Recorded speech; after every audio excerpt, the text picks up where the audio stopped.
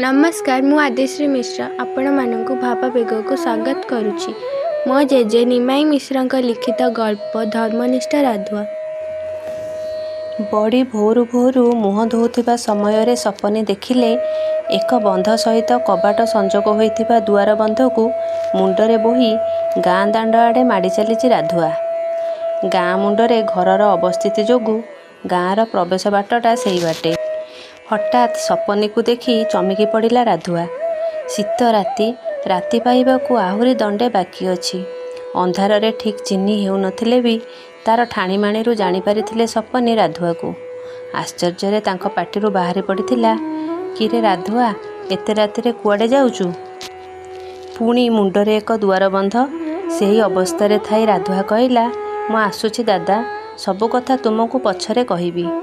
हौटी मारी सपनी चलीगले घर भितरकू एवं राधुआ मध्य ता बाटरे। राति पाई सकाळ 7टा-8टा भितरे हेब। सबुदिन परि राधुआ आसी सपनीको घर आगरे ठिया ହେଲା। सेतेबेले सपनी मध्य तांकर नित्यकर्म समापन करी 2 धाड़ी भागवत पढ़िबा पई दांडपिंडारे बसी जाइचंती। राधुआ आसी सपनीको आगरे ठेकाटाकू काढ़ी देई नत शिରରେ कहिला, जुहार दादा, काली राति रे कलिकतारू आसिले बोधे। हंटी मारी सपनी मुंड टेकी आशीर्वाद प्रदान स्वरूप कहिले, किरे राधुआ केमिति अछु? आउ तोर पिला छुआ भलरे अछंती तो? हाँ, समस्ते भलरे अछंती, कहिला राधुआ। टिके दूरेई पिंडा उपरे बसी पड़ी राधुआ आरंभ कला ता कथा। बुझिले दादा, तमे आपण तो पिलाटी दिनरू मो बापांकु देखि आसुच। से भारी ईश्वर विश्वासी। सेथिपाई तो भगवानଙ୍କର अशेष कृपा अछि आम उपरे। नहेले आम गाँर लोक जेते अपचेष्टा और चक्रांत करी भी सत्य पाखरे मुंड नुआई नतमस्तक होई नथांते। धर्म परा जुगे जुगे अछि बाबू, हेले आजिकाली लोक गुड़ा कण मानुचंती? हाँ, जेमिति कर्म सेमिति फल। हौ बाबू, मु आसुची कही आसी सपनीक पाखरे ठिया होला राधुआ। पाख गाँरे राधुआर घर। ता बापा पुरिया मध्य ए घरर गोटे विश्वस्त चाकर थिला। वयस्क लोक भावे ए घरर समस्त सदस्य चाकर हेले भी ताकू यथोचित व्यवहार करती।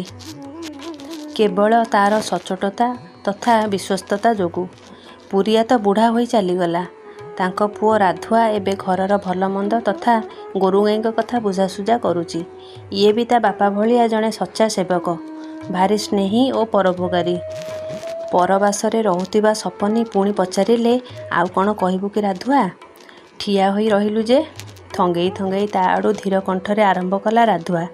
बुझिल दादा, से जो बंध कबाटटा बोही करी नेउथिली ताहा एक चोरी जिनिस। मते ए गाँर पुनिया साहू ता निज बंध कबाट कही बिक्री करिथिला। अभावी लोक आज्ञा सस्तारे देबाकू कहिबारु मु हंटिए मारिली। से कहिला, तो घर को राति रे फेरिबा बेले नहीं जीवु। मु तो सबुदिन तमे आपणक घरू फेरिला बेलू राति 8टा-9टा भी हो जाए। मु राति रे घर को जिबा समय रे तार कहिबा मुताबक टंका पैठ करी नहीं जाइथिली। परे जानिली सेटा देवस्व संपत्ति आज्ञा। 1999 मसीहार महाबात्यारे प्राय अधिकांश घर लुणा ढेउ आसी भांगी देइथिला। तारे भितरे भांगी जाइथिला गाँ मझिरे थिबा महादेवंक नड़ा छपर घरटी। एई दुआर कबाटटी से ठाकुरंकर। ताकू पुनिया पाई मते बिक्री करिथिला। मु जेतेबेले समस्तଙ୍କ ठारू तथ्य संग्रह करी जानिली मते भारी भय ହେଲା। तमे आपणे तो मो बापा को चिन्हिचंती।